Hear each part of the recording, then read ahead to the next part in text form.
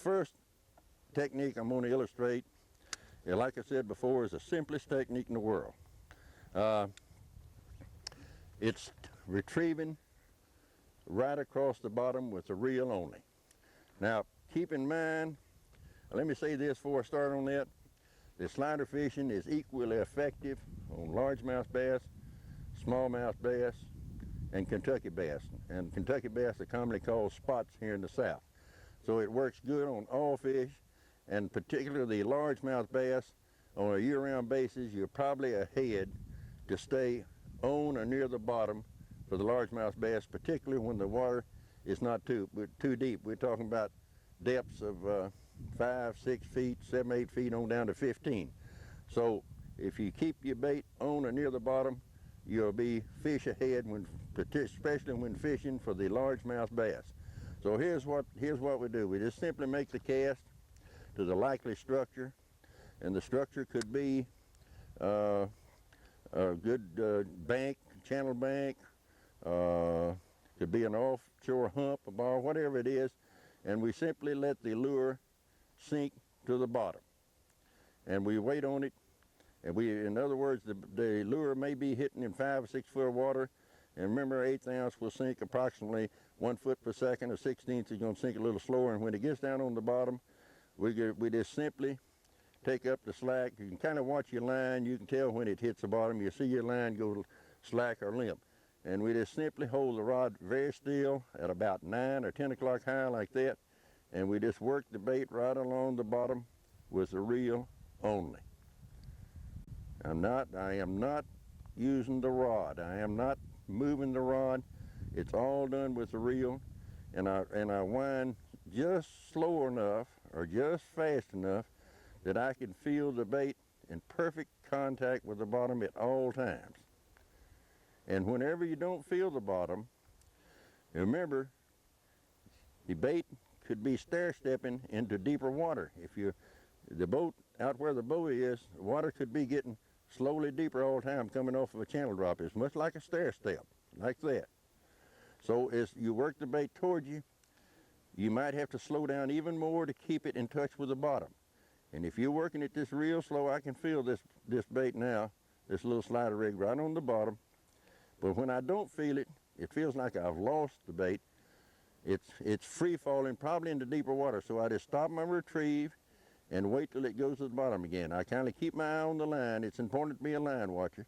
When the line goes a little bit limp, I just simply start my slow retrieve again, just very slow, keeping it in touch with that bottom at all times. And remember, the deeper the water, the slower you're going to have to go to keep it down there. And of course, the lighter the head, the 1/16 ounce, you're going to have to go slower to keep it on the bottom than you would an 1/8 ounce or a 1/4 ounce. So we just very, very slow. And remember, we're trying to crawl the bait by going super slow. Now I stop, I don't feel the bait anymore, I stop, let it swim on down, and then I just go, I feel it on the bottom now, and when I don't feel it, I just slow down and stop, and just let it hunt the bottom right on down. Just very, very slow. Now what the bait is doing, it is literally crawling over every inch of the bottom. If you go slow enough with your reel, and remember, we kept the rod still, we did it all with the reel. It's a very simple technique, anyone can learn it. The bait is literally dragging and crawling across every inch of that bottom if we do it slow enough. Now, like I said, remember, as you come down a channel drop on a lot of structures, the water gets deeper towards the boat or your drops, it will stair step. The water stair step, much like a stair step. They're shelving right on down. Well, when your bait comes along and it falls off a stair step or a shift, dropping deep water, naturally you won't feel the bottom, so just stop your retrieve and just wait and let it go on down till you feel the bottom again. And then when you do, just slowly crawl it along until you miss it, and then just stop and let it hunt the bottom again. Now remember, in shallow water, you can go just a hair faster keeping on the bottom. As the water gets deeper, you've got to go slower and slower and slower. So what we're doing, we're trying to cover just every little stair step. in every little inch of that bottom. Now keep in mind that the bass we're trying to appeal to are lazy, inactive, dormant bass. Bass that won't go out of the way at all to catch food or anything, and we're trying to deliver this food right to the old bass's old nose or bread basket. In other words, we're trying to feed him dessert. We don't want him to work for it. We're going to deliver it right to him. And so this is why we want to go slow and keep it dangling in front of him for long periods of time and make it easy for him to take. It's just like delivering dessert to your nose. If you deliver it up there and dangle it long enough, usually a person will take it every time, and I think a bass is the same way, especially some bass. So we're just petting them and going right along just as slow and easy as we can. We're sweet talking them, and we're trying to keep the thing dangling right in front of his nose.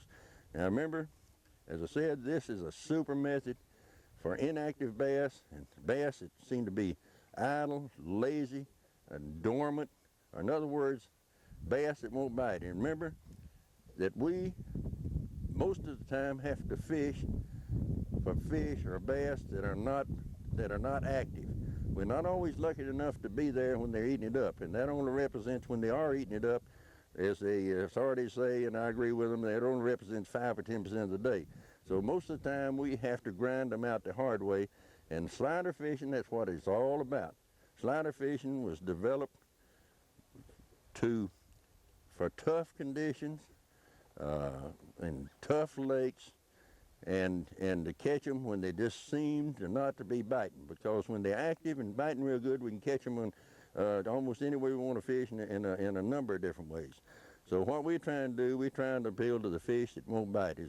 There's an old saying among slider fishermen all over this country and foreign countries, and I've heard them say it many a time. They say when it gets tough, go to a slider.